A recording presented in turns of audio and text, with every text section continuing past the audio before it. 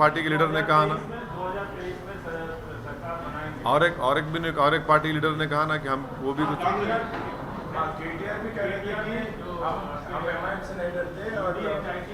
अच्छा एक और पार्टी ने कहा, पुरानी पार्टी, हाँ, तीनों ने मिलके, देखिए टीआरएस, कांग्रेस, बीजेपी सब मिलके लैला की वाहवाह कर रहे हैं और सबकी ज़बान पे से ओवैसी एमआईएम है। इनको हमारे सिवा कोई नज़र आता ही नहीं है ना।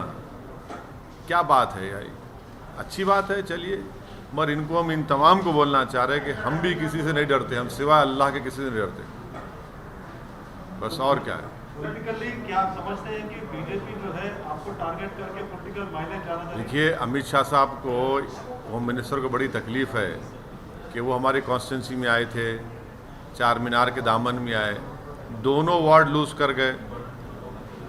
उत्तर प्रदेश के मुख्यमंत्री को हमारी कॉन्स्टिट्यूंसी में 4 घंटे फिराया, कुछ फ़ायदा नहीं हुआ, हार गए। तो उनको वो बड़ी तकलीफ़ है, इसीलिए वो अपनी तकलीफ़ का इजहार कर रहे हैं। दूसरों को भी तकलीफ़ है, तो हम भी किसी से नहीं डरते। ये बार बार ये लोग डर की बात क्यों करते? डरने की बात, डेमोक्रेसी में डर क्यों हो रहा है?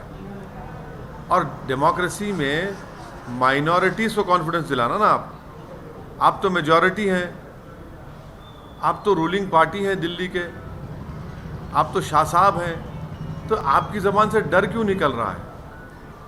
आपकी ज़बान से तो उम्मीद की बात होनी चाहिए। क्या आपसे डर रहे हैं सर वो? नहीं, मुझसे क्यों डरना चाहिए? मैं कह रहे हैं कि यहाँ की सरकार आपसे डर के निर्देशन दे नहीं पाना। अरे भाई, वही सरकार के एक मिनिस्टर कह रहे हैं हमारे बारे में, दूसरी पुरानी पार्टी कांग्रेस भी, कल तीनों पार्टी हमारे बारे में बोल रहे हैं। ये क्या सुबह शाम क्या इनको ख्वाबों में हम ही नज़र आ रहे? क्या दूसरा को नज़र नहीं आता क्या इनको अपने ख्वाबों में?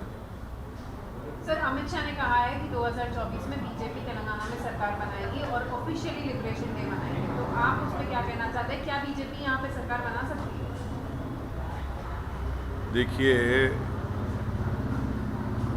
जीएचएमसी इलेक्शन में बीजेपी कुछ नहीं कर पाई, थोड़े सीटों में इजाफा हो गया। सुनिए ना, कोविड की दूसरी वेव आई नरेंद्र मोदी सरकार की गलतियों की वजह से। जब कोविड की सेकेंड वेव में पूरा तेलंगाना और हैदराबाद फंसा हुआ था, ये कहीं पर नज़र नहीं आए बीजेपी वाले। हाँ, तीसरी बात ये है कि एमएलसी का इलेक्शन हुआ, उसमें बीजेपी बुरी तरह हार गई, सिटिंग उनका कैंडिडेट था, बीजेपी हार गई। फिर एक असेंबली इलेक्शन हुआ, नागार्जुना सागर में डिपॉजिट चली गई। अब ये कौन सी दुनिया की बात कर रहे हैं? लड़िए, इलेक्शन लड़ना आपका डेमोक्रेटिक राइट है, हर पार्टी को लड़ना चाहिए और जनता जवाब देगी, तेलंगाना की आवाम जवाब देगी इंशाअल्लाह ताला उसको। देखिए जीएचएमसी में ये बीजेपी की विक्ट्री, एक पायरिक विक्ट्री बोलते हैं अंग्रेजी में उसको, पायरिक विक्ट्री वो थी वो।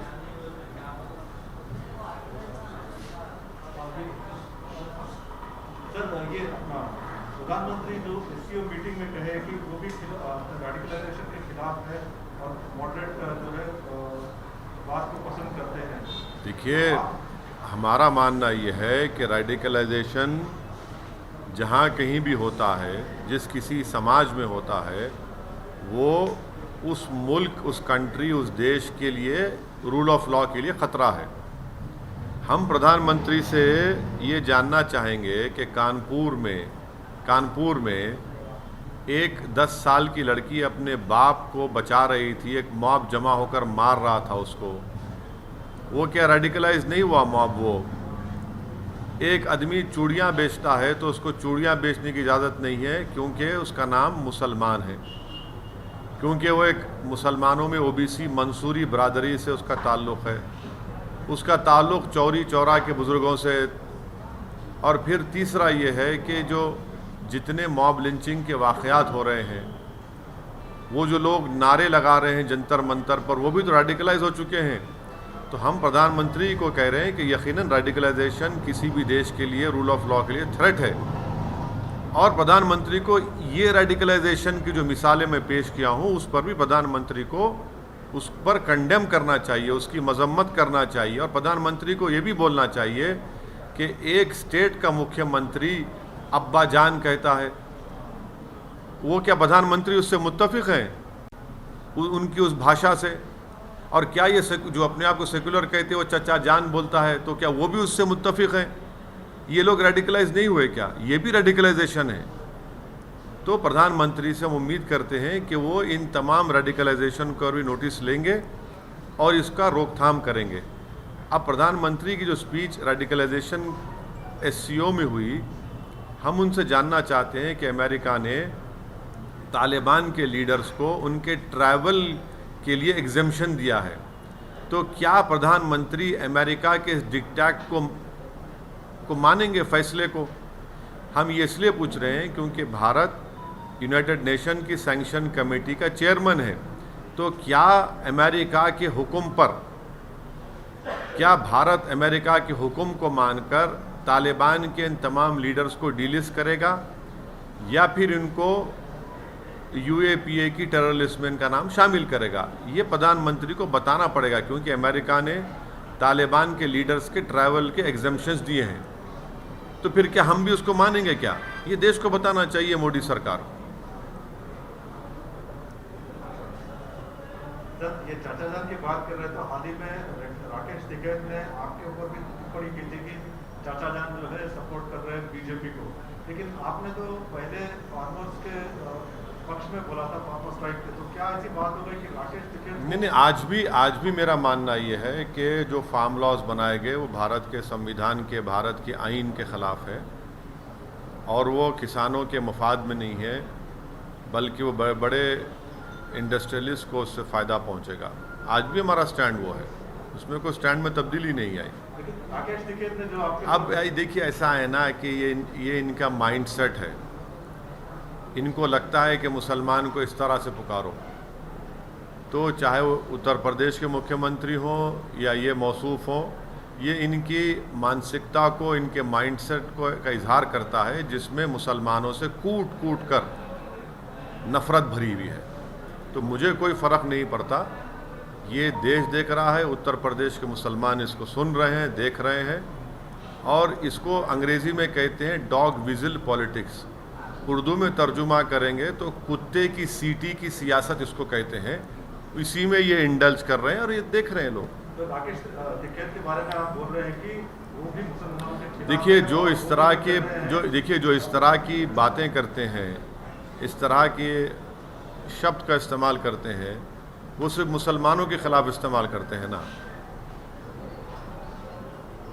Sir, PM takes a stand firm against Firm stand Taliban. on You see, after the Prime Minister's speech of yesterday, I had tweeted that any radicalization in any country is a threat to rule of law. I hope that the Prime Minister also takes notice of these people who mob lynch people in the name of cow or in the name of religion. I hope that the Prime Minister is informed about what happened in Kanpur when a 10-year-old Muslim girl was trying to save her father from a mob which was beating her father just because he happened to be a Muslim. I hope that the Prime Minister has taken notice of what has happened in the capital of our country at Jantar Mantar, wherein a mob assembled and raised slogans about annihilation of the Muslims. This is also radicalization. The Prime Minister, I'm sure, would disagree or agree, I don't know, when the Chief Minister of the biggest state of our country says Abba Jan. That also has to be taken note of. So radicalization is happening, and the Prime Minister should take note of who has radicalized these people, who are calling Nathuram Godse a savior. That is also radicalization. And also I want to know from the government of India, headed by our Prime Minister Shri Narendra Modi, that now the United States of America has given exemption to Taliban leaders for their travel. It has given further exemption. Will Narendra Modi's government follow the diktat of the US government in allowing exemption that has been given to Taliban? Because the Prime Minister has rightly said that the Taliban is radicalizing. Now, as the chairman of the UN Sanction Committee, will India delist Taliban or will continue with that listing of them as terrorists. नमस्कार, मैं हूं मानक गुप्ता। अगर आपको हमारा ये video पसंद आया हो तो इसे लाइक और शेयर जरूर करें, और हां, हमें सब्सक्राइब और फॉलो करना ना भूलें ताकि आप देश और दुनिया की कोई खबर मिस ना करें।